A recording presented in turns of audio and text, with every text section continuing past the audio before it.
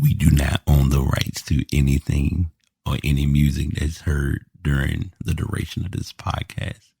Also, a lot of these shows will have explicit content. So if you are not a fan of any cursing or profanity, you may want to walk away, but that does not mean that every show will consist of such. I know y'all tired of it, but we got a new season of The Past. Welcome to season 8, the Mamba Year. Podcast available on all platforms: Spotify, Apple Podcasts, Google Podcasts, all of your podcast platforms. Here you'll get a dose of content related to tech, the productivity world, and most importantly, how to be a better you. The theme for this year, personally, is receiving grace. And we definitely want to do better with receiving it and being open to being a better us from who we were a year ago. So this is season 8 of The Past, and I hope you all enjoy.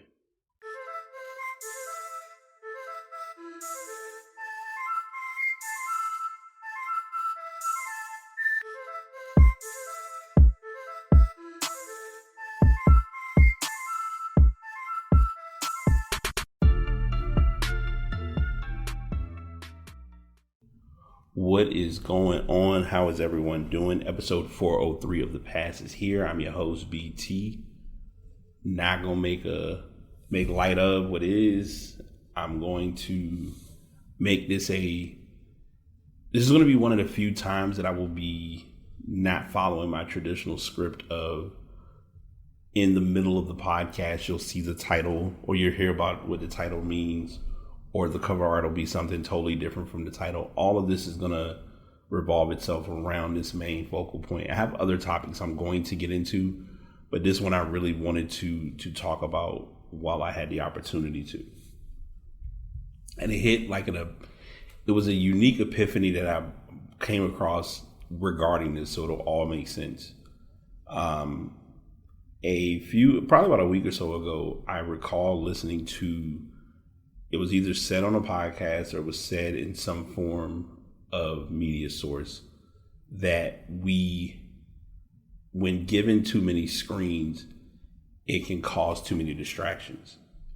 And at first I didn't think much of it. I kind of took it like, oh yeah, sure, you're just saying it, and it's not really a relatable or a valid thing. Well, I have noticed that in my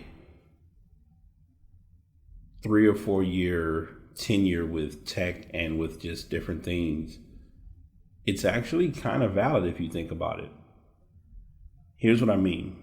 So if you go back to 2001, and I remember when I did this, I purchased a refurbished monitor, like a widescreen monitor. It's really the only monitor I need. I needed that monitor at that time. And ironically, I still use it now. I'm just not using it for that same purpose.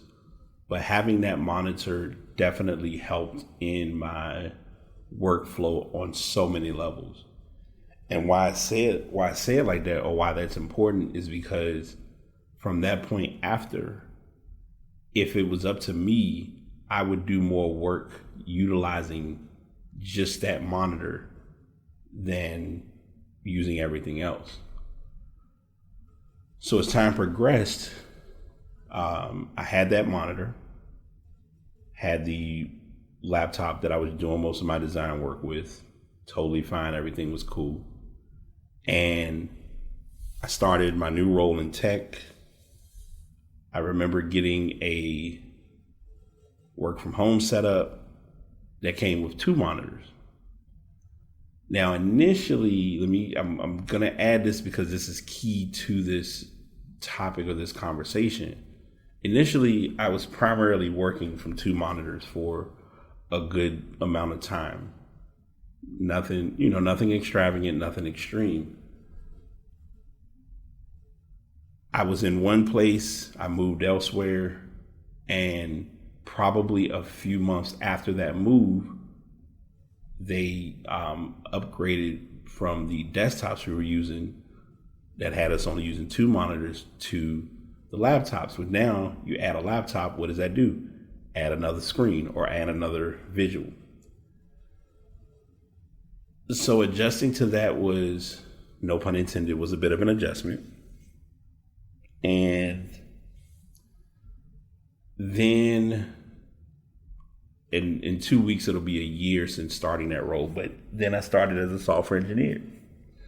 And in being a software engineer, you learn and you realize you want to utilize as much screen real estate as possible. But there's pros and cons to that.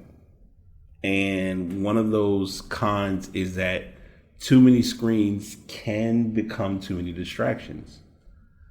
And I'm going to the best of my ability, share what my visual is that I'm seeing.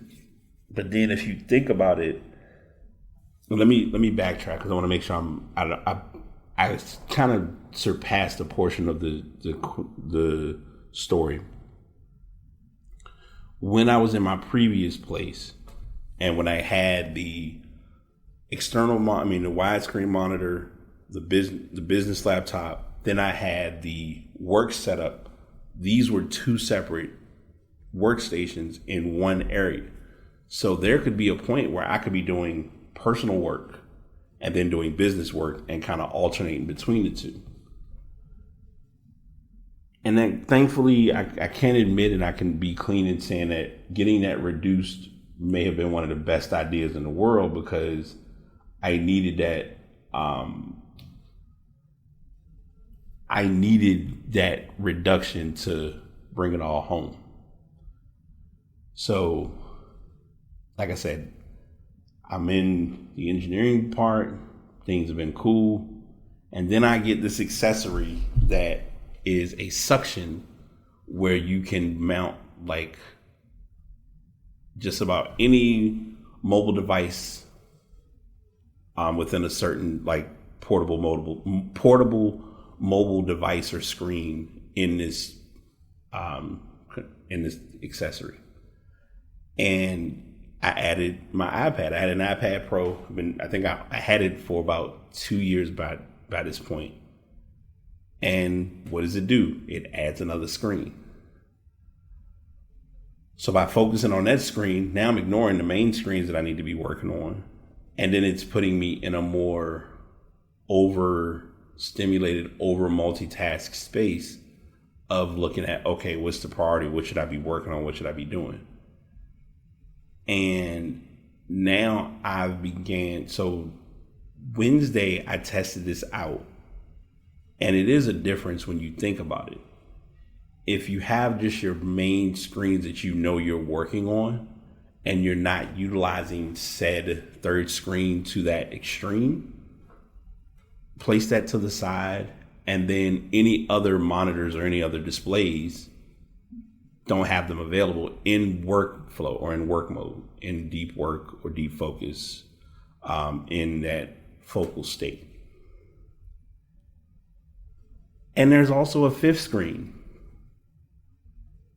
Now, I'm going to scale back a little bit because I want to bring this to those who are dealing with this. Most people will be at the fourth screen as the maximum, where you have the monitors, you have the screen from your laptop, and then you have your phone. But of course, remember, I added a portable iPad as another screen. Too many distractions can cause too much to not get done. And why I'm sharing this or why I'm talking about this the way I am, because I've noticed even in the amount of times or the consistency of carrying my planners with me, the structure changes when you're writing versus you digitally consuming. And I want to say this as an important conversation with those who are listening. Yes, you're going to have those moments and those points where you're listening to, you're working, like you may be working on something that one screen may have a video that you need for the visual. The other screen is beneficial to have for the practical of what you're visualizing. Totally get it. Doing my Udemy courses, that has been kind of like the one hand feeding the other. But when the screens go too far, the distractions become more clear. And I'm sharing this as an open dialogue with anyone who is in that screen life. It is really pivotal and it's really important when you hear or get the term or the phrase of take a break, get up, go walk, go do something. Don't be so attached to what you're pursuing, what you're consuming, what you're encountering. The list goes on and on. Because the more of it that you're faced with, the less you're not getting done. And again, I'm not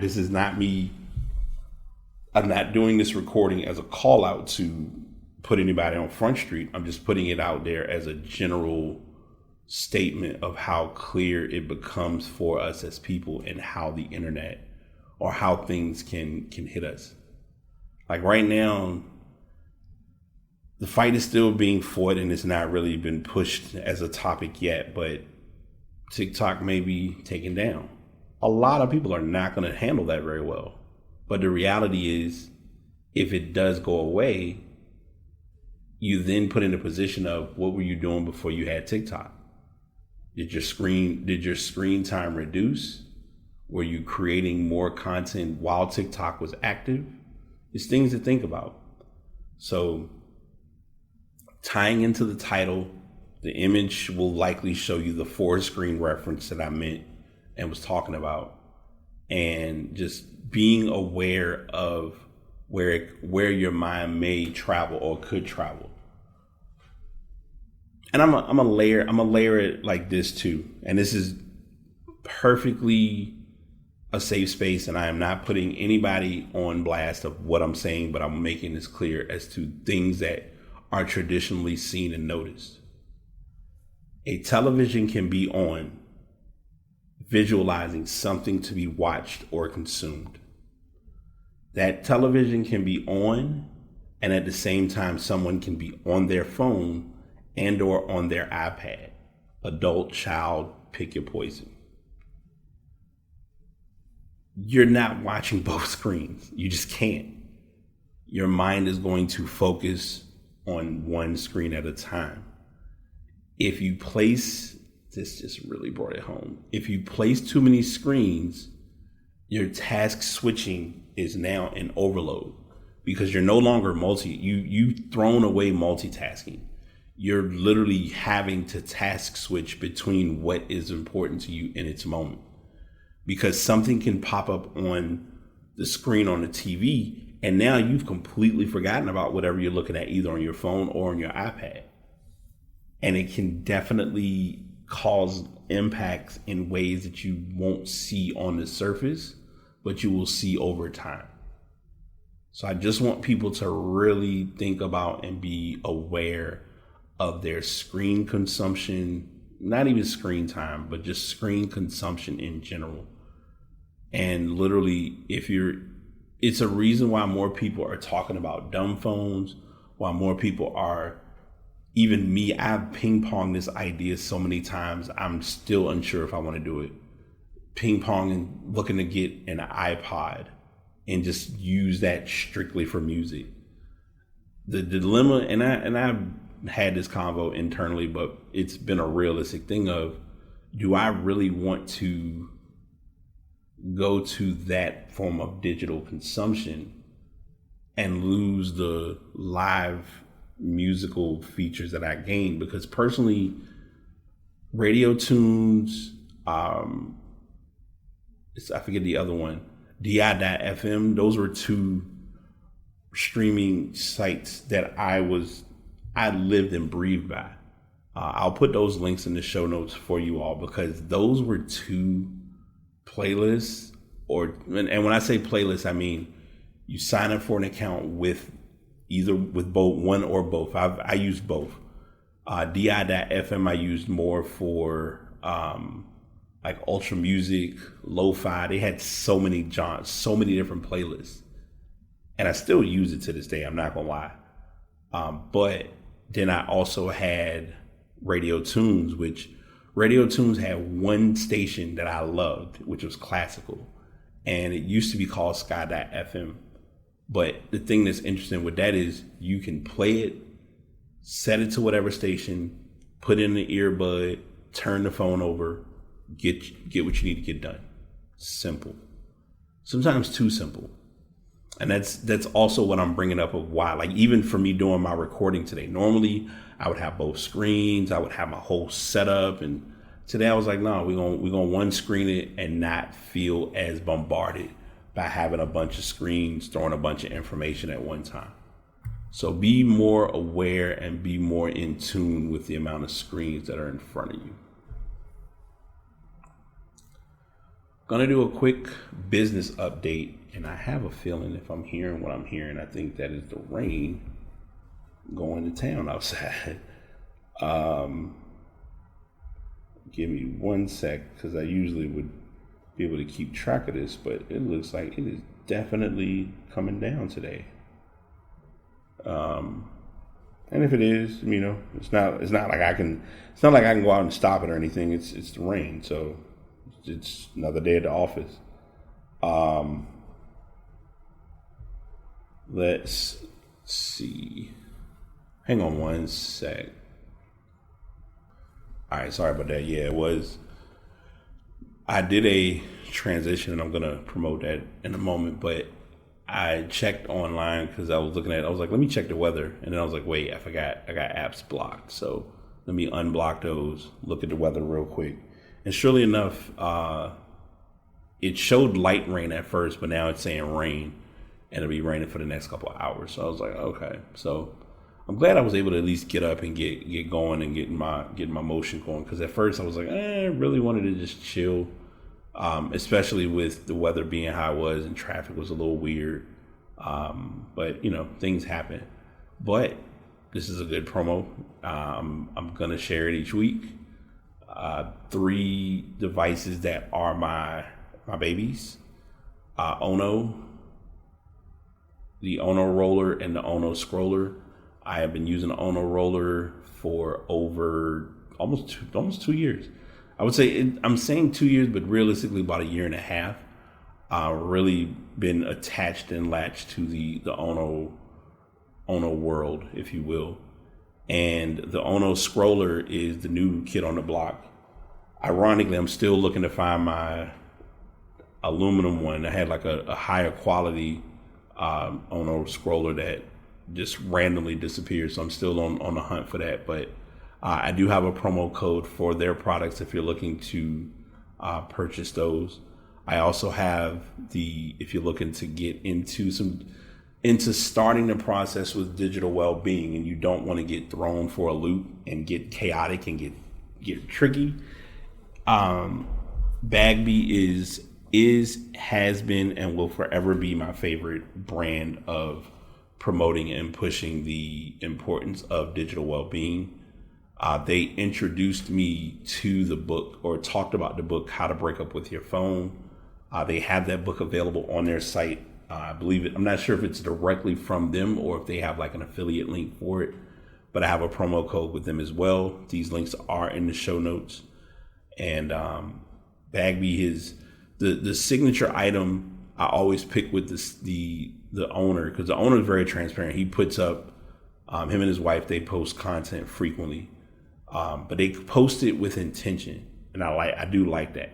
So they post about different resources and different tools, and I will talk to them, and I'm like, I need the original Bagby, and they're like, we're not doing those anymore. The newer versions I love. Don't even get me started. Like, I've been contemplating on a style that they have that I may be looking to get soon, with the red cover over the front. So Bagby, if you're listening, you might have another buyer, and I'll be using my link for that definitely. And finally, the brick accessory. It's a 3D printed accessory, and it was ironic because on Thursday I'd met with we do like a monthly meeting for business inquiries and just kind of checking in on our businesses. And I talked about the accessory and how it literally helps with me not being as attached to my phone. There have been a few days I have used that accessory and practically gone 24 hours of just having it on for a full day. I've had a 24-hour stint where it spanned across 2 days and loved that feature. But I will say my average break time, and they show this to you on the app, which I also adore. My average time has bumped up now to, I believe, 8 hours, about a little over 8 hours a day. So I'm looking to get that higher. I want to get it. My push as time progresses to get it to 10 hours a day, minimum. And with time, I think we can get there. Shouldn't be a big hoopla, but I'm definitely enjoying using that accessory. So I do have the code Bryan Brick if you're looking to get the brick accessory from them. A lot of people have been using that affiliate link, and anyone who has, I say this consistently and with the utmost truth, thank you for purchasing from them. You will value utilizing that accessory. Matter of fact, what I'm going to do, I'm going to put a link in the show notes for YouTube that shows kind of like an overview of how it works, because I think a lot of people may have gotten it, and even if you're not getting it from using my link, if you just got it in general and you want to see, or if you haven't gotten it but you want to know more about it and what it does and what makes it so special, by all means, man, just learn and get a better. It's now time for us to have a better relationship with our phones, and I'm very big on that, because as much as I love to consume content, as much as I like to create and post content, sometimes you need those moments of just putting the phones down. Or, as a friend of mine, her and I, we've been joking about it, getting from behind the screen. So I know that was kind of a long tirade of promo, but I wanted to at least be sure I got that in the mix.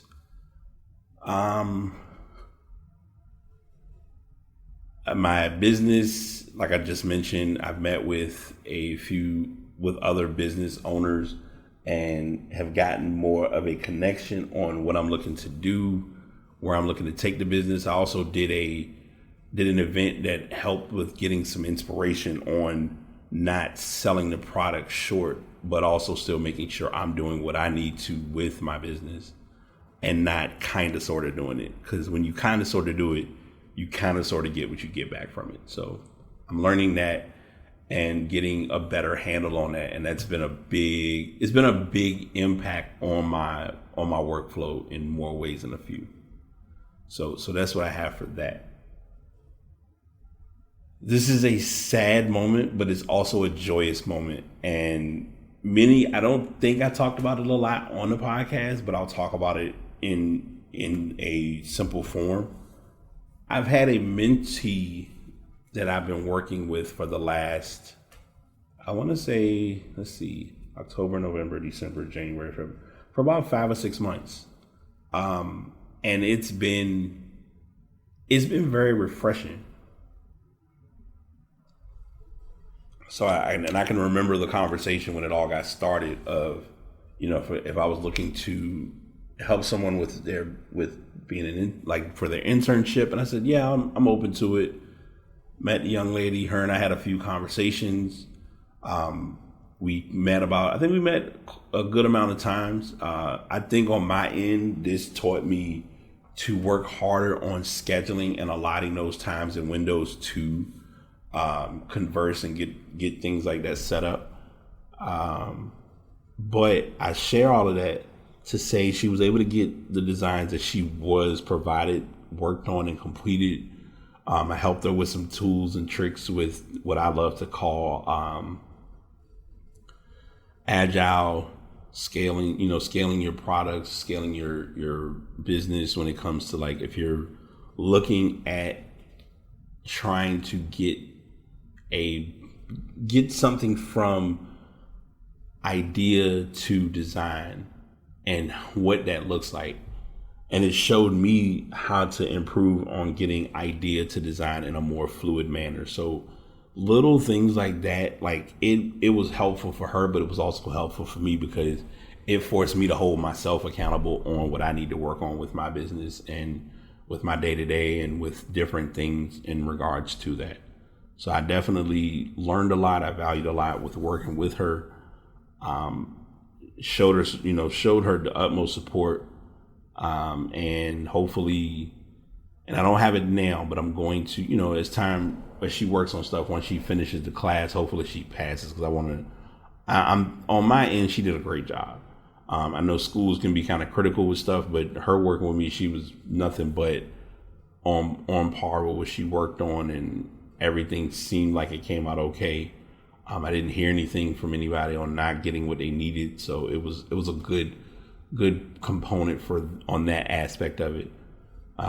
It showed me personally that if it's something out there that I'm really wanting to do, it can be done. Like even doing that while still working my day-to-day job and working through other things, it was like, all right, this is it can be done. And that's what it comes down to more than anything else. So really excited for her and her future and her upcoming plans with her possible business. She's also looking to possibly do freelance. And so I told her, like, hey, if you're ready, if you want to need a walkthrough on how to get stuff set up to do your business, between getting your LLC, how to get everything connected, push come to shove, she can even go through the program I did with RVA Works. Like, I think RVA Works worked for me at a very crucial time because I was in the process of joining it when I had first got in IT. And even better, once I was in IT, had a more structured schedule, had a more thorough routine. It really worked to my advantage. It showed me limits that I didn't know I could push. So prime example, like my schedule at the time, I was working 9 to 5:30.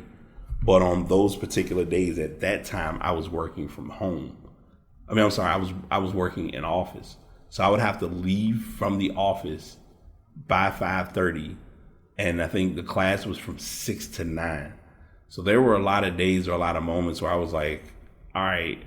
And I think I actually did this. There was a point where if I knew it was like, oh, I got lunch, I'm going to take lunch on this day. And usually my lunch was like 30 minutes. But I was like, you know what? I'm not taking lunch. And I wouldn't take lunch. Like I would have lunch available, but I wouldn't take lunch just to make sure I like got out by like 5 o'clock, 5:10, and then would head home and, do my stuff or whatever. So when you do certain things, it puts you in a position to really press the importance of having and or doing a routine.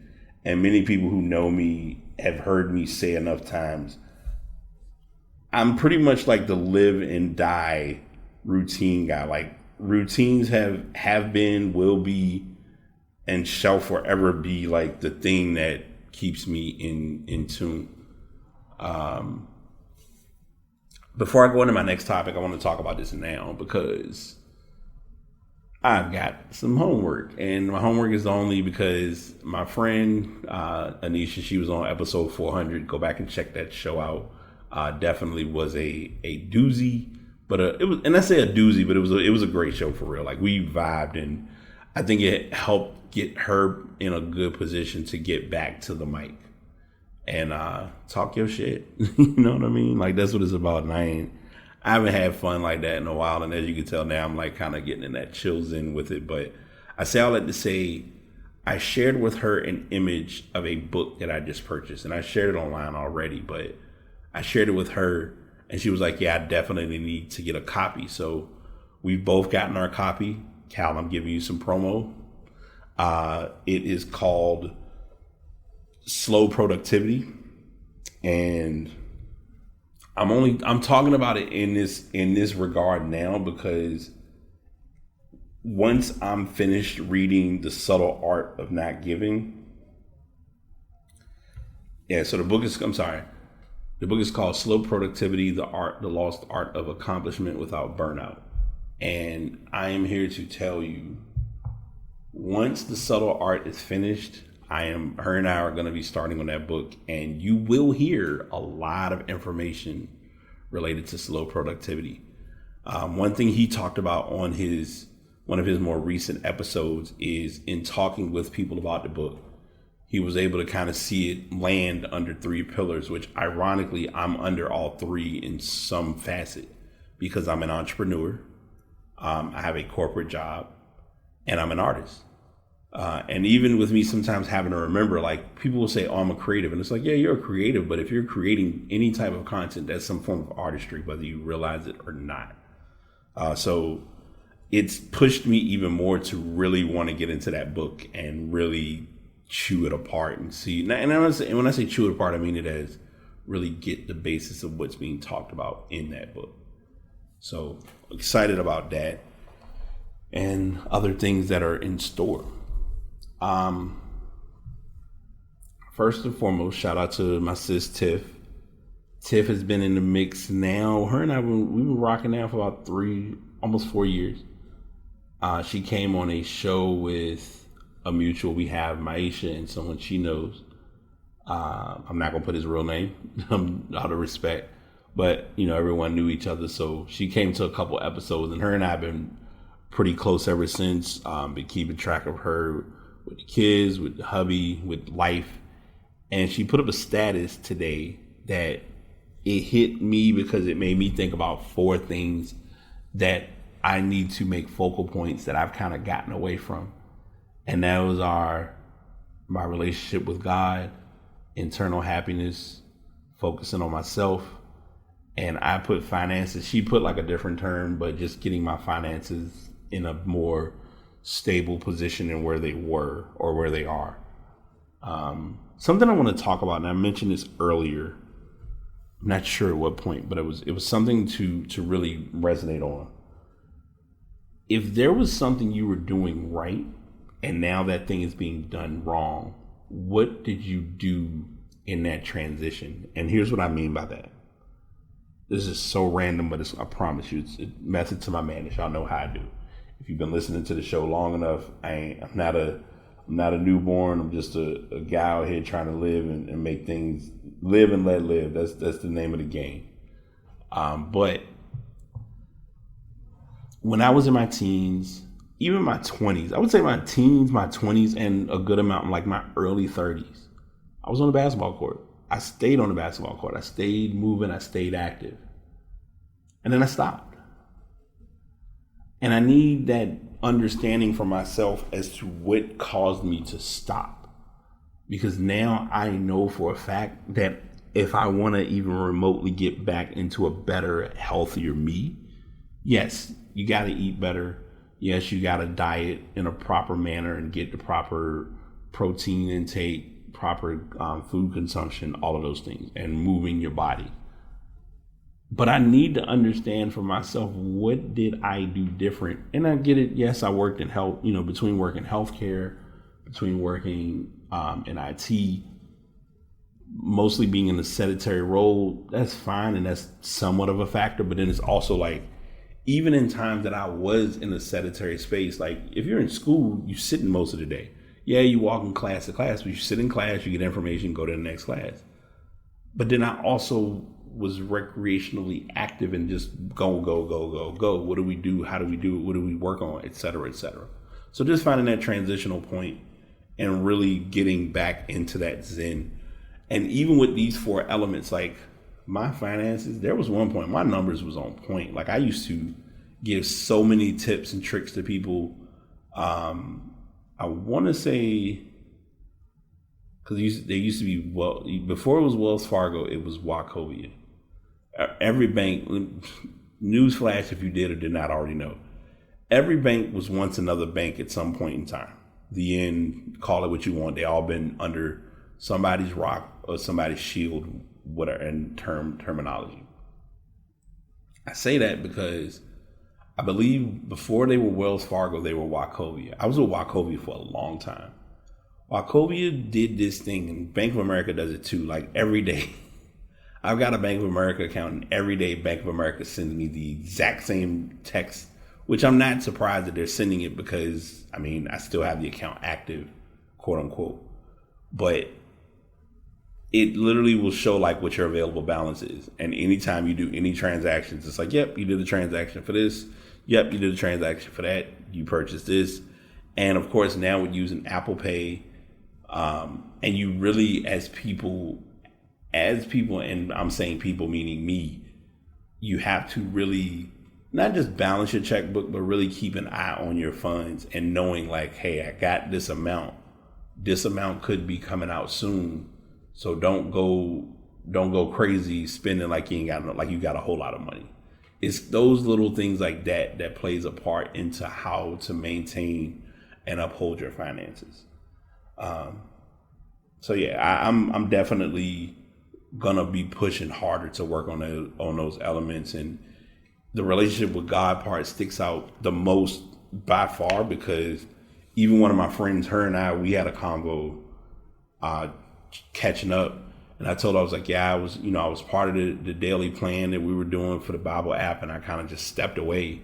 And she was like, no, come back into it. Don't feel like, hey, you're human, things happen, but you don't need to like let that be your telling story. Like, all right, it didn't work and I'm giving up. It's like things happen, like life happens. And I think as much as people jokingly use the phrase, it's a real statement. Life really do be lifing, but it's how you handle life and what you work on while life is lifing.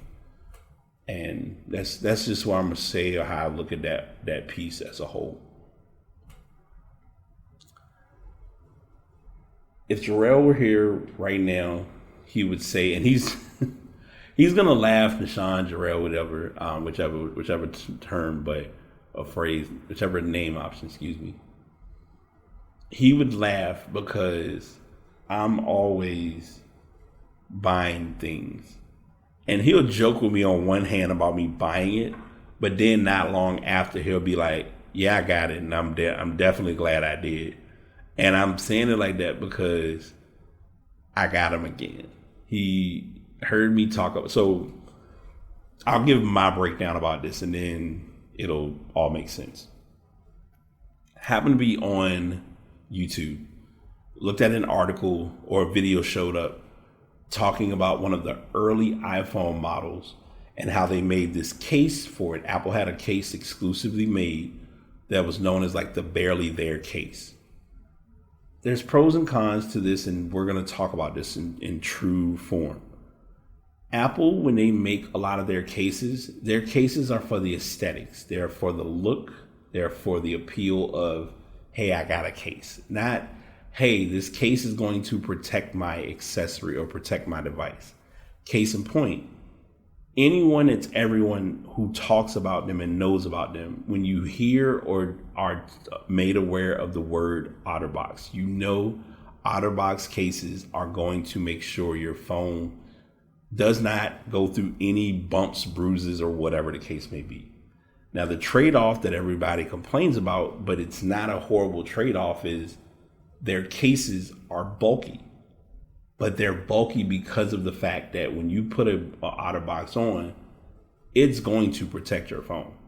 Like anytime that may be a move. I'm thinking about it. I'm seeing how I feel. But the OtterBox, I think it's the Defender, whichever one it is that comes with the belt clip. As much as people hate that phone, and as much as you can't do a lot of things such as charge, it doesn't have MagSafe, obviously.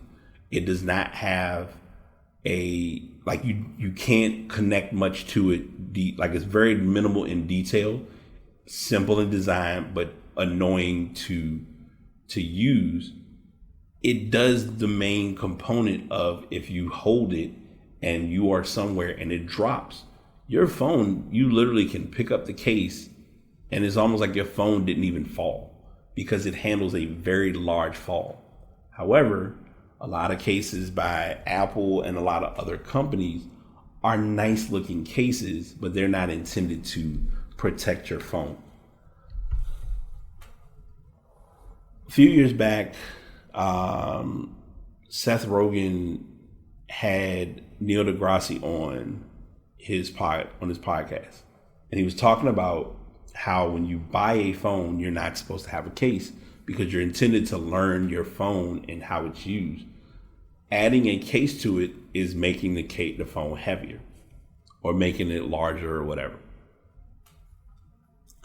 I had heard of the company Rhino Shield, but it was my first time. Like, let me look up and see if there are any cases that have this similar form factor of being a barely there case. And I will be the first to admit, even with me taking off the pop socket, I don't mind holding this phone with this type of case. And I say it like that because it's a very simple, it's such a simple case that it's too simple because it doesn't have a back. It's a very, you literally can see your phone in its normalcy of usage. I've just been a pop socket guy, I think, for the last 2 years or so. So I always make sure I'm keeping one on, because not just for the factor of like, oh, I'm holding the phone or wanting to stand up, but just how I'm as far as carrying a phone. And in some instances, majority of the time, it's usually going to be Bryan putting it in his back pocket, but I digress. All of that being said, I have this case, and this case I personally believe will be used more than any of my other cases. And I have a lot of nice cases that I'm frequently connecting or using or rocking with, or whatever the case may be. And for some reason, I always come back to this case. I mean, I'm seeing for some reason, even with me looking at other cases, I could see me using this one more frequently. Because I want to say all of my cases except maybe one of them were not MagSafe, but I was able to put a ring on the back of it and make it a MagSafe case. Great, cool, whatever. But even still, outside of that, it's like I can definitely say that I can see me keeping this case on for quite a while. Like when I connected to because I have, and don't judge me for what I'm about to share, I have 3 different sources of MagSafe wireless chargers, like as far as like a stand. So I have one that's like a traditional dock. Belkin has sold it. Is selling it for quite a few years. Love that stand because it has the space for you to hold your phone, and it has a little base at the bottom to hold your to charge your AirPods. Then I eventually caved in and got the original MagSafe puck from Apple, because I was wanting to use it with the accessory that I got from Misley. Instead of me messing up the name, we're gonna just put links, and you can check out the link for her. She releases this stand. It's like a Zen stand. It's a Zen MagSafe stand, and it's intended to hold specifically the Apple MagSafe charger. Like when you put it in, you put the stickers on the back, it sits perfectly, and I don't worry with my phone. They have done multiple tests on it to make sure that it doesn't fall or it doesn't have any issues, and I've been rolling with it ever since. And then the third one, which I did not need, but it had a thing that I have been trying to find, and I don't mind talking about with you all because we're all family.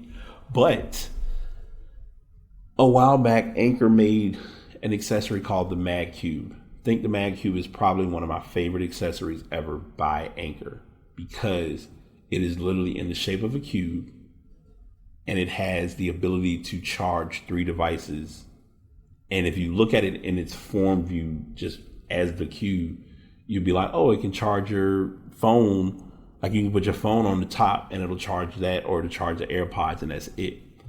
But when you fold that up, under it, it has a space for you to to charge your AirPods.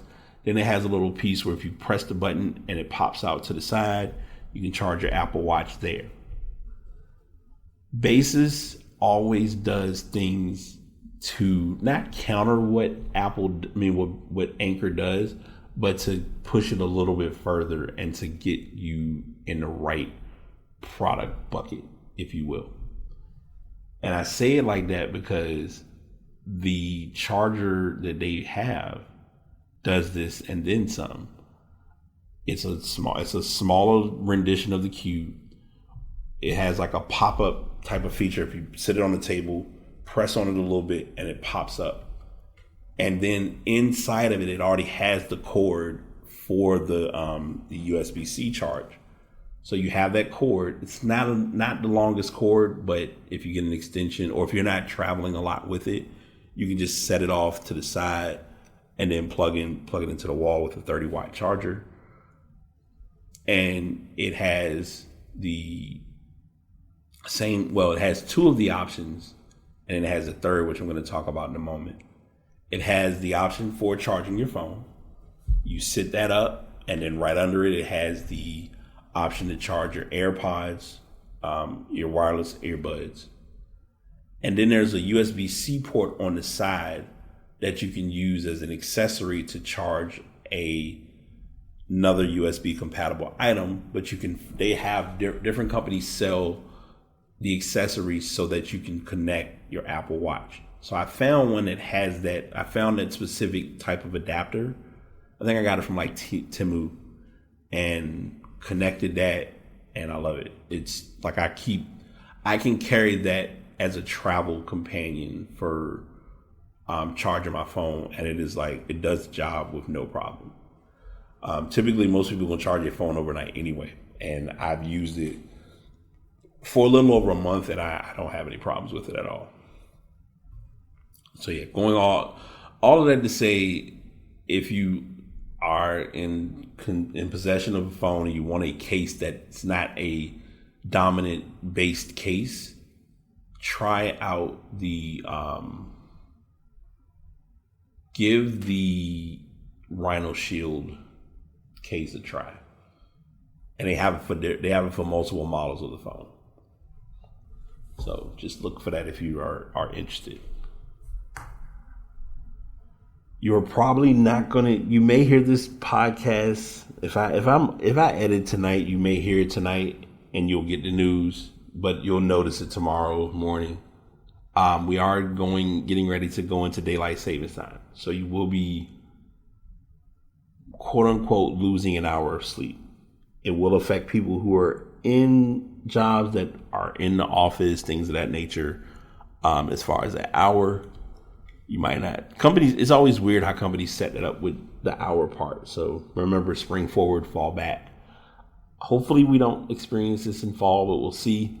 This is important to share only because you will have a strong chance of noticing it being lighter a little later than normal, which is a good thing.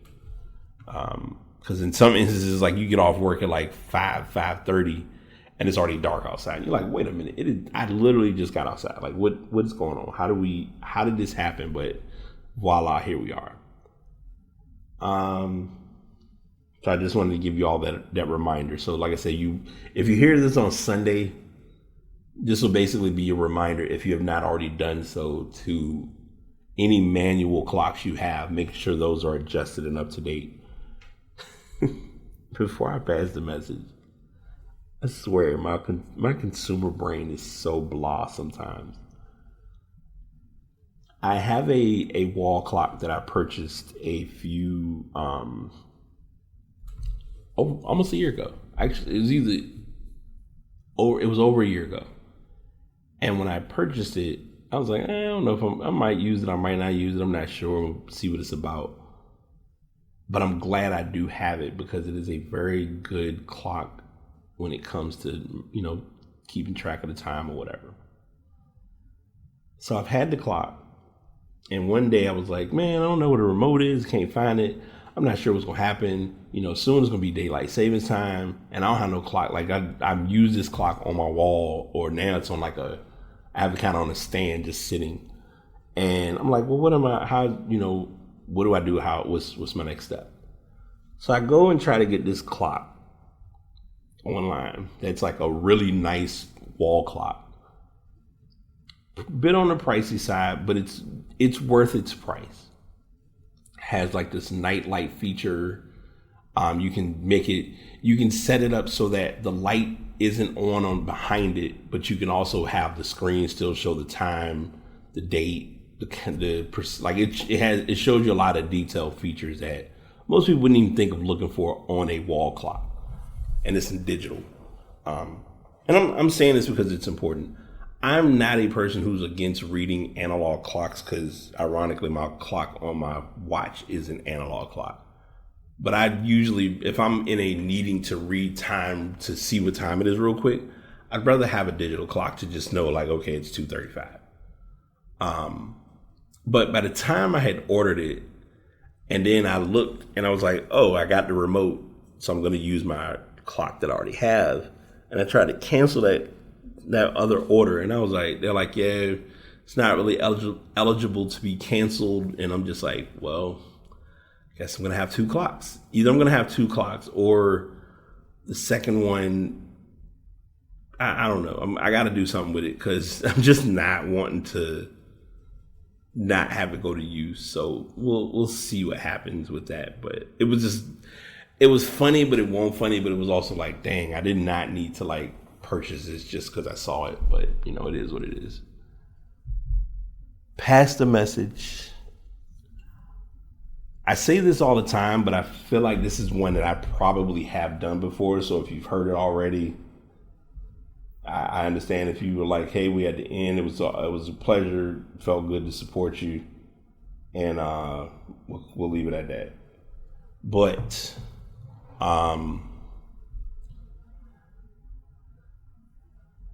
many times in life, we're put in a position to look at where we were. And the reality is where we were, and this even ties into what I mentioned earlier about, you know, what did I do before to get to where I'm at? It matters, but it doesn't matter because the main point is now you got to look forward and figuring out what you're doing now. Just about every car, if you look at the windows, the front window is always larger than the rear window, as well as the rear mirrors. The reason being is because you're meant to look back to see, you know, for driving purposes. But the reality is your focal point should always be to look forward.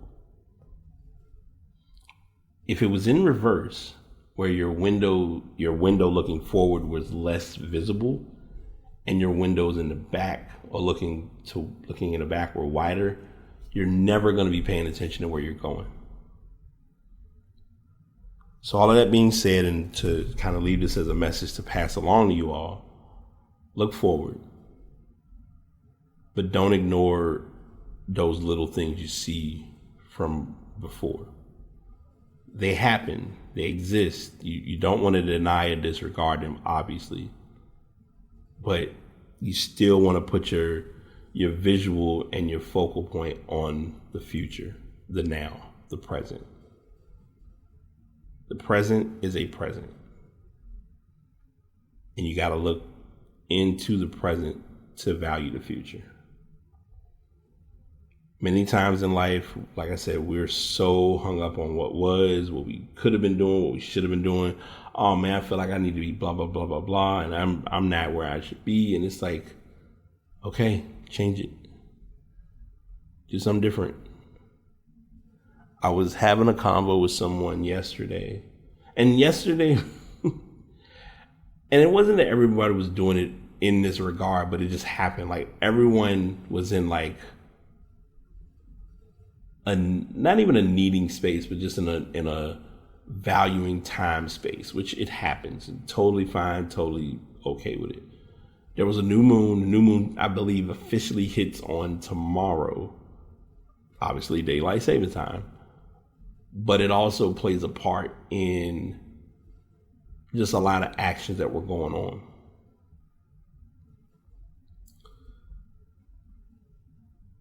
Had information shared, addressed the information, talked with individual, listened, very open and listening, did not want to interrupt the message that was shared because it needed to be shared.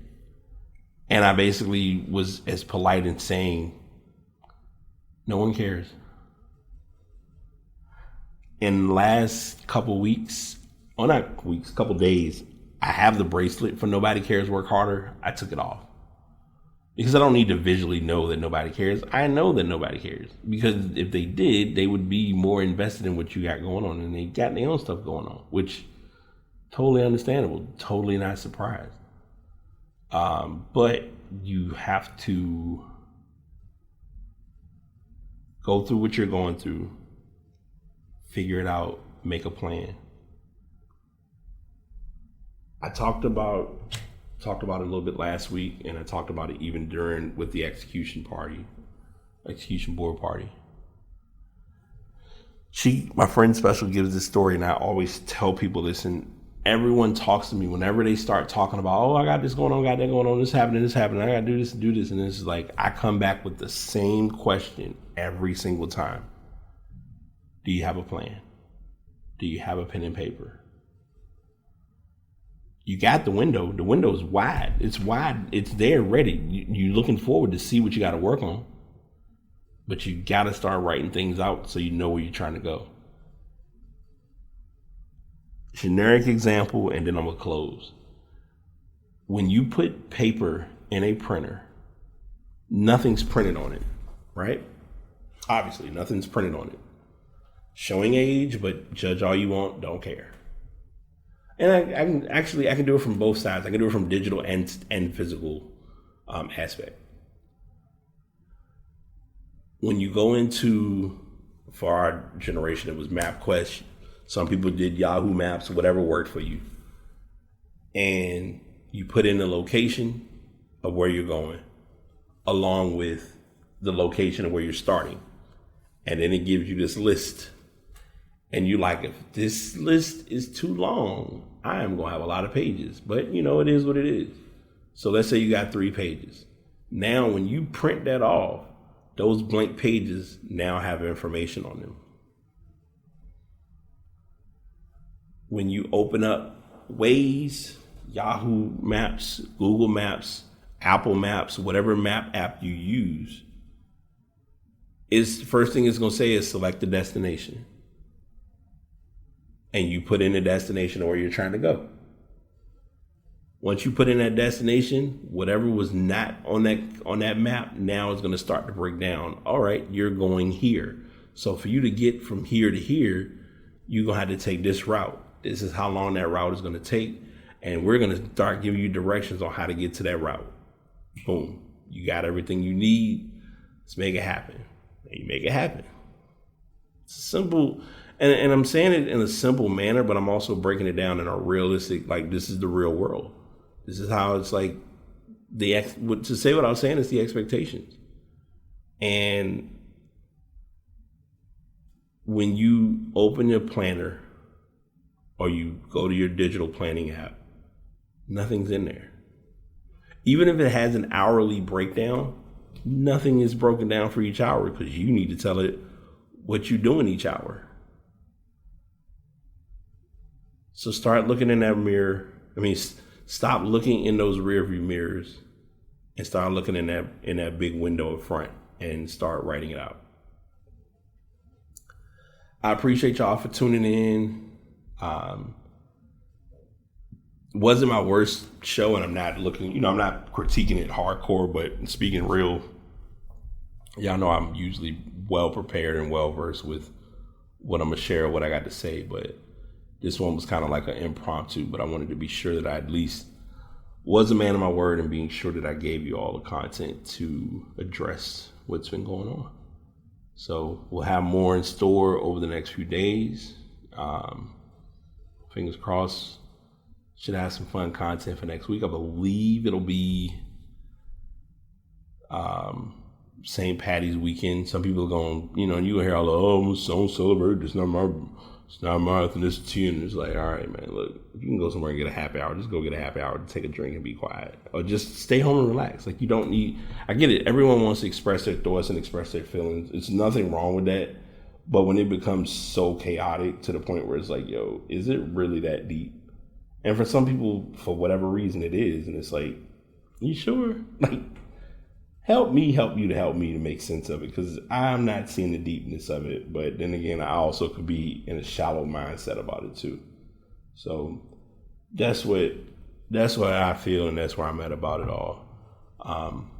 Y'all take care. Love on each other. Love yourself. Do something nice. Don't stress yourself out if you don't have to. And I will catch y'all next time. Take it easy. Truly hope you all enjoyed the show. Definitely was a lot to unpack, but I know you'll walk away with something important. As I share at the end of each season, do find your way to get into podcasting if it's something you would like to do. My podcasts are currently recorded via Buzzsprout. Been very good to me. If you want to learn more about using them, definitely hit me up at thepastbtpod@gmail.com. And also the microphone that you're hearing me on is the Blue Yeti X. Have been rolling with it for over 3 years. We've been doing this ride for quite some time, so I hope someone could find this mic useful. Again, find those people who are good or helpful in what you're trying to do to be better today than you were yesterday. The primary goal is to be 1% better.